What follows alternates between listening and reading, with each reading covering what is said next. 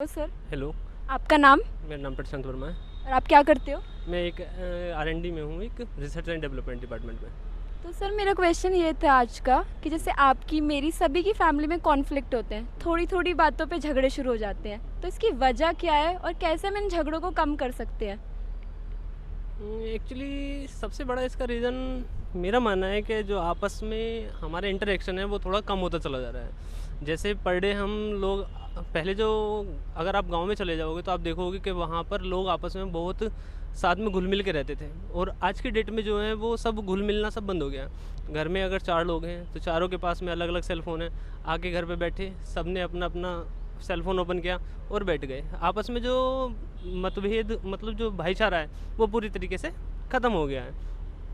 तो यहाँ पर थोड़ा सा मिसअंडरस्टैंडिंग होने की वजह से आप सोच सकते हो कि थोड़ा सा मतलब लड़ाई झगड़े शुरू हो जाते हैं। ज़्यादा शुरू हो जाते हैं। छोटी छोटी बातों पे कोई दूसरे काम में एंगेज है, कोई किसी काम में एंगेज है, आप उसको डिस्टर्बेंस कर दिया वहाँ पर, तो इस बात को लेकर वो थोड़ा सा लड़ाई झगड़े का हो सकता है ज़्यादा। और हम इसे कैसे कम कर सकते हैं इन झगड़ों को? झगड़ों को कम करने के लिए सबसे पहले ज़रूरी है कि आपस में टाइम स्पेंड करना। जो घर में काम है उन सबको काम को लेकर के सब एक साथ बैठ के बातचीत करें। बातचीत करने के बाद जो छोटी छोटी बातें हैं उन पे विचार विमर्श किया जाए कि हम कैसे इसको आगे सोल्व कर सकते हैं, कैसे इसको काम को कंप्लीट कर सकते हैं। तो वहाँ पर मुझे लगता है कि थोड़ा सा ये जो लड़ाई झगड़े हो रहे हैं वो थोड़े कम हो सकते हैं। मतलब हम आपस में एक दूसरे के साथ टाइम स्पेंड करके झगड़ों को सुलझा सकते हैं। मतलब लोग बात ही नहीं करना चाहते हैं, मेन रीज़न ये भी है। सबसे बड़ा रीज़न होने लगा है आजकल।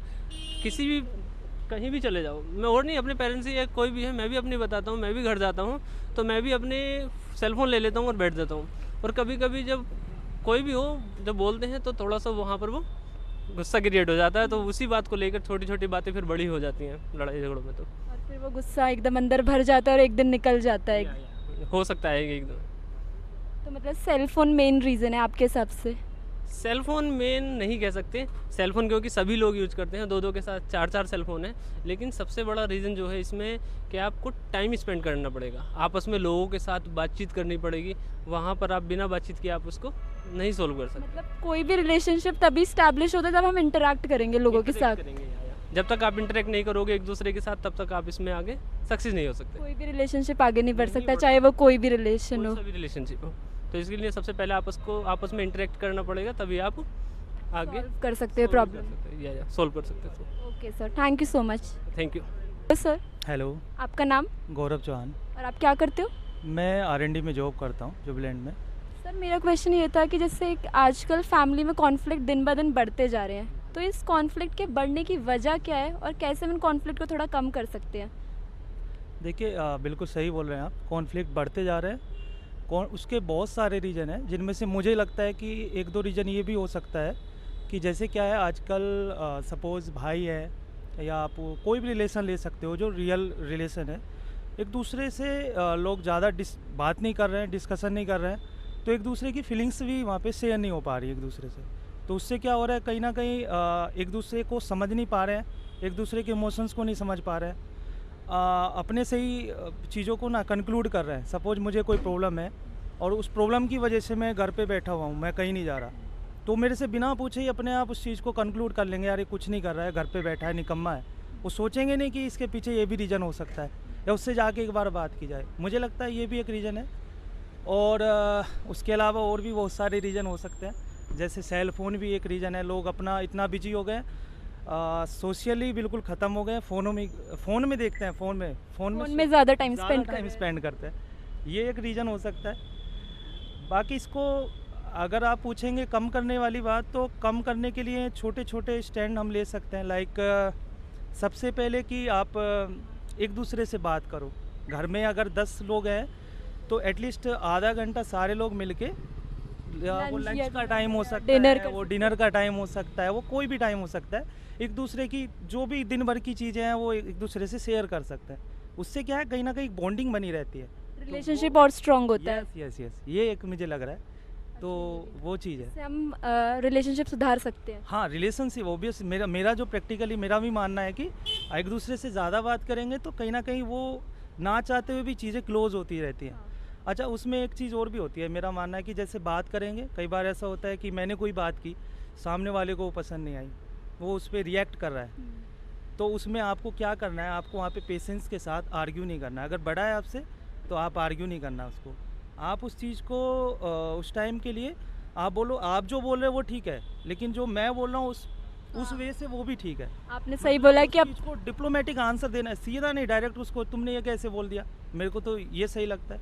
तो वहाँ एक कहीं ना कहीं एल्डर और जो यंगर है वो एक दूसरे की रिस्पेक्ट करके चलेंगे तो चीज़ें लंबे टाइम तक चल सकती है, मेरा मानना है। और जैसे रिएक्शन हमारे हाथ में, हम कैसे रिएक्ट करें। ऑब्वियस, हाँ वो एक चीज़ है। और आपने ये बहुत अच्छा बोला कि हम कंक्लूजन बना लेते हैं लोगों के हिसाब से, अपने से उसके लिए हम, अपना ही दिमाग में propaganda सोच बना लेते हैं लेंगे कि पहले ये ऐसा होगा, वो Yes, ऐसा yes, yes, होगा, कि ये होने वाला है, ये किया होगा तो ऐसा हुआ होगा, उससे बिना पूछे और ये ऐसा conclusion- होता नहीं है ऐसा असली में। नहीं नहीं नहीं नहीं नहीं नहीं, वही एक चीज़ है। कंक्लूजन बहुत सारे बना लेते हैं दिमाग में। वो जो मिथ है ना वो कहीं ना कहीं ब्रेक करती है चीज़ों को।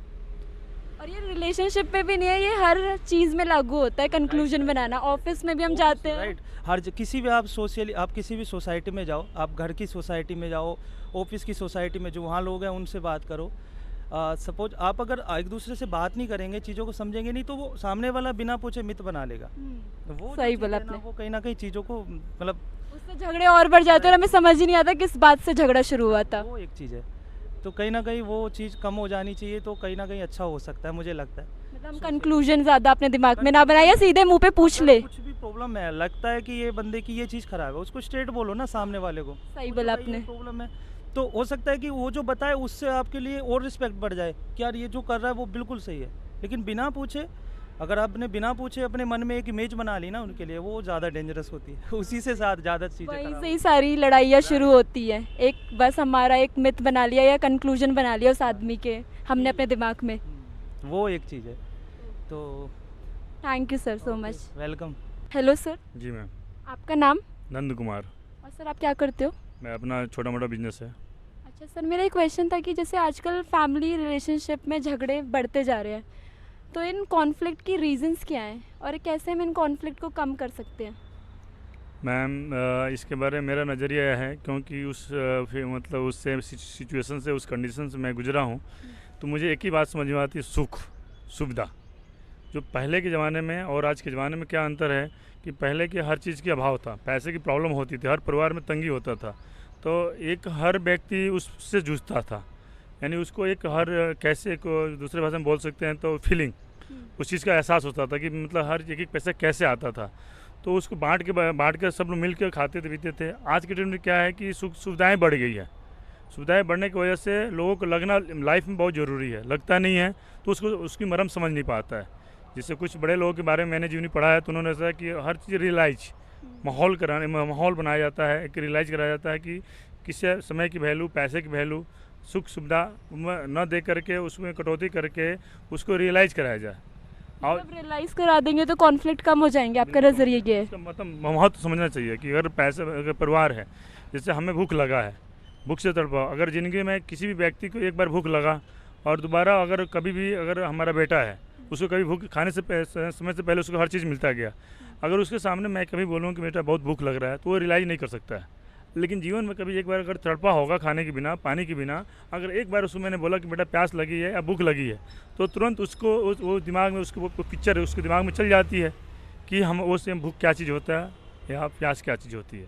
तो आज के कंडीशंस में जो मेरा मानना है कि इस चीज़ को हर फैमिली में होता है। पहले मैं सुनता था कि एक कपड़े से पूरे गांव की शादी होती थी, आज भाई की बेटे की शादी हो रही है, उसको अगर उसका हमारे बेटे में 4 कपड़ा है तो भाई सोचता है 5 कपड़ा हो जाए, उसके बाद 5 गाड़ी है तो हमारे 10 गाड़ी हो। तो मतलब दूसरे भाषा में बोले तो दिखावा, मतलब दिखावा करने की वजह से लड़ाइयाँ परिवार में हो रही है। वास्तविक ज़िंदगी लोग जीना तो चाहता है, लेकिन दिखावा की ज़िंदगी जीता है।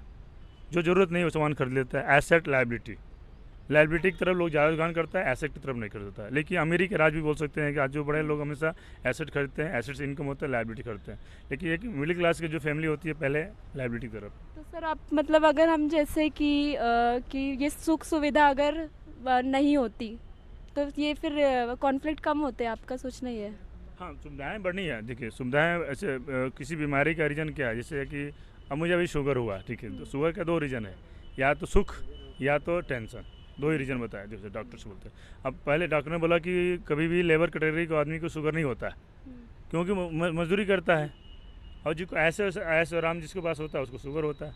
तो पहले के ज़माने में क्या था, क्योंकि हम भी एक किसान के बेटा हूँ और गांव से जुड़ा हूँ, और जो आया तो जो मैं अपनी लाइफ में जो चीज़ पे आया, जैसे आज खाने पीने की बात करें, बीमारी क्यों होती है, लोग आज पहले के ज़माने के लोग सेहत के लिए खाता था, आज के लिए स्वाद के लिए खा रहे हैं। घर में सब कुछ रहते हुए भी लोग बाहर जाता है खाने के लिए, क्यों? वो उसमें स्वाद तो है लेकिन सेहत नहीं है।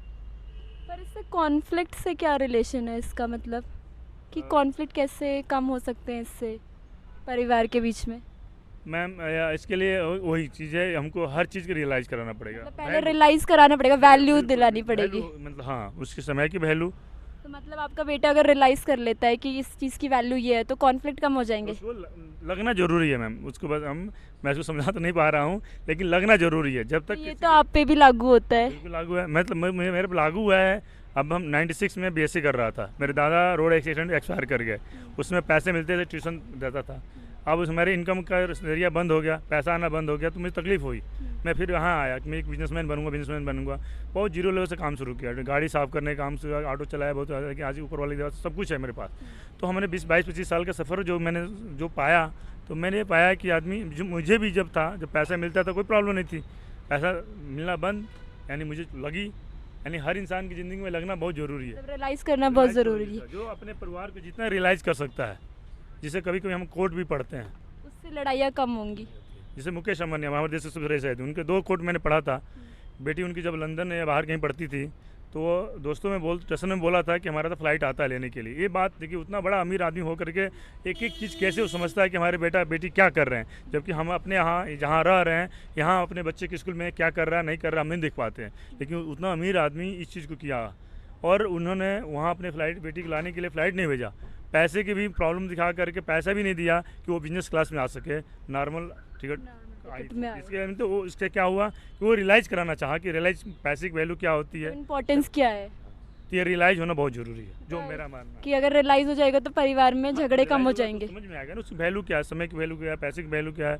जैसे गुजरात का ढोलकिया फैमिली का, मैंने उनकी वही कोट पढ़ा है, उतना हीरा व्यापारी हैं, लेकिन पढ़ाई लिखाई 6 बच्चे थे, उन सब बच्चे को पढ़ा करके भेजते थे 1 साल के लिए, 6 महीने के लिए, कि अलग अलग कंपनी में तुम काम करो। इससे क्या होगा, वो समझेगा कि दर्द क्या आता है। रतन टाटा के बारे में मैंने पढ़ा था कि वही जब जमशेदपुर टाटा में आए थे तो नॉर्मली डॉर्मेट्री में रहे, लेबर के साथ रहे, क्यों कि उसको रियलाइज़ बहुत ज़रूरी है। जब जिस दिन आदमी को रियलाइज़ होने लगेगा, यानी आपका दुख अगर हम समझ रहे हैं कि वही दुख मेरा भी हो सकता है, तो यहाँ से प्रॉब्लम कम हो जाएगी। जो आज के डेट में सुख सुविधा इतनी मिल जाता है कि लोग नहीं करा पाते, रियलाइज़ नहीं हो पाता है, तो दूसरे के दर्द समझ नहीं पाता है। मतलब रियलाइजेशन है रीज़न को फैमिली कॉन्फ्लिक्ट होने के। Okay sir, thank you. Thank you.